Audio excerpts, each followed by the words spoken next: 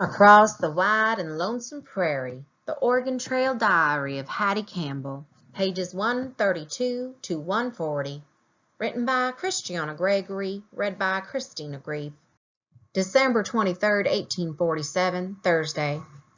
It's been a long time since I wrote. We now have a cabin. There's a window that looks out to the road leading into town. I'm sitting at our new little table on a new three-legged stool, both built by Pa. Behind me is a stone fireplace with 2 hens roasting and a kettle boiling for tea. Ma and Aunt June are rolling pie dough, and Peppa is by the hearth rocking River to sleep. She must practice because sometime in the spring she and Gideon will have a baby themselves. Pa and Mr. Lewis built them a cozy room in our barn, so in a way our dream of living next door to each other has come true. Aunt June just called over to me, her hands gooey with flour. Remember, Hattie, tell the good and the bad. So I will. Last week, men rode into town with the news that broke Aunt June's heart. On November 29th, her friend Narcissa Whitman was murdered, along with her husband Marcus and 12 others, many of them children. We don't know the whole story, but it seems there was a measles epidemic. When some Indian children died, the Cayuse thought Dr. Whitman was a sorcerer, so they burned down the mission. Aunt June can't believe she'll never see her friend, the very friend who inspired her to come west in the first place.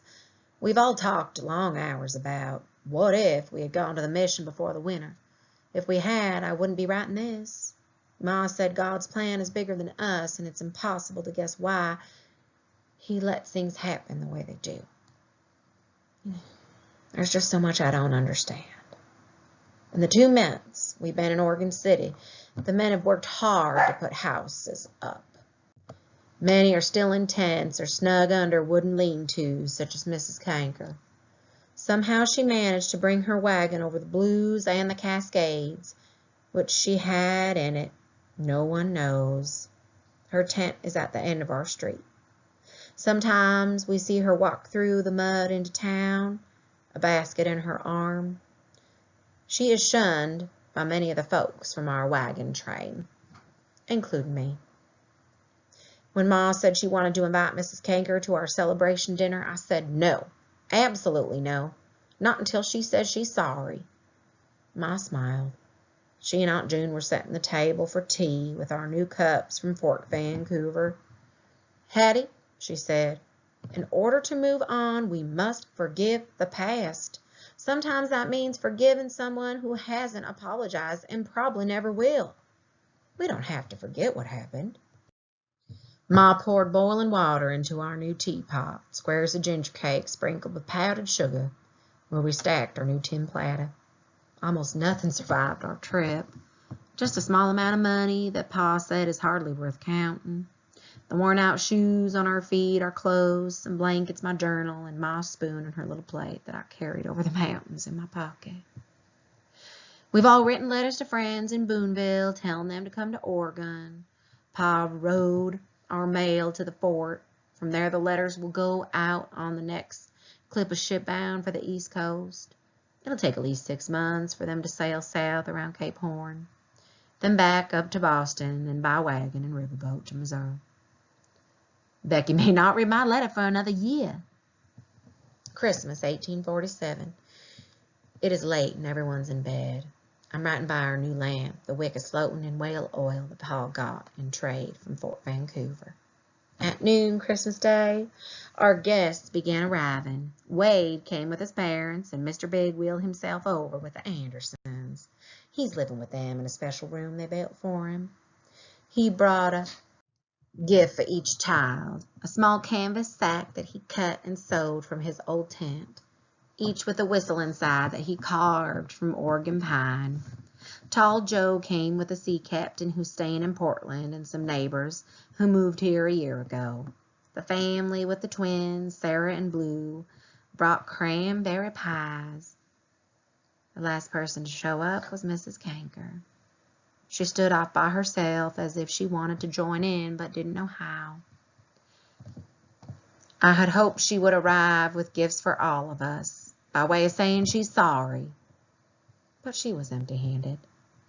Dinner lasted 4 hours because we took turns with our few chairs and plates and cups. Whoever wasn't eating was talking or holding a baby. During this confusion, I kept my eye on Mrs. Kanker. Several times, she reached down to comfort a crying child, but stopped herself, not sure if she could, I reckon. Several times she went to the kitchen to help, but seemed timid, like she didn't want to bother any of the women busy in there. She seemed so lonely, my heart began to soften. I hurried behind the curtain that hides my bed, under my pillow where I keep these treasures. This journal, Ma's silver spoon, and the small china plate with the roses on it. I took off the sash to my apron. It is blue and about 4 inches wide, so I wrapped this around the spoon until it looked like a real present. I tied it up with a piece of string and lay a fresh pine bow on top. I found Mrs. Kanker at the door, just putting on her shawl. As she stepped out into the damped air, I called, "Merry Christmas," then handed her my gift. Light from the window made a patch of yellow on the ground. Gently she undid the wrapping. When she saw what it was, her eyes grew moist. "Thank you, Hattie," she whispered. We stood there for a moment in the cold. She touched my cheek, then walked to the road. It felt good. For the first time in months, I wanted to be kind to Mrs. Kanker. Maybe what Ma said yesterday is true. She said, if you give forth, you are beginning to forgive. But I'm not ready to part with my grandmother's plate. Well, I have much to think about, but before I blow out the lamp, when I turned round to go back in the house, Wade was waiting for me in the doorway. He is taller than we were when we first met back in Missouri, and tonight he wore a new cloth coat with a string tie. He was smiling when he stepped out and took my arm. "Come on, Hattie." We could hear the music coming from the barn. There were fiddlers, and the sea captain was playing a banjo. When I saw Mama out on the dance floor with Pa, her arm looped through his, and her head thrown back in laughter, I knew we were truly, finally, in Oregon. Just like that. Epilogue. The families who arrived in Oregon City prospered. On May 15, 1847, Pepper and Gideon had a baby boy named Michael, who was to be the oldest of 7 brothers. On Christmas Eve of that year, Wade and Hattie were married. They were unable to have children of their own, but adopted the 6-year-old twins, Sarah and Blue, when their parents died in a buggy crash. For the rest of their lives, Hattie and Pepper shared a fence and a vegetable garden. The Anderson family started an inn on their fruit ranch. Mr. Big lived with them and became well known as a tailor and favorite uncle to the many children who visited.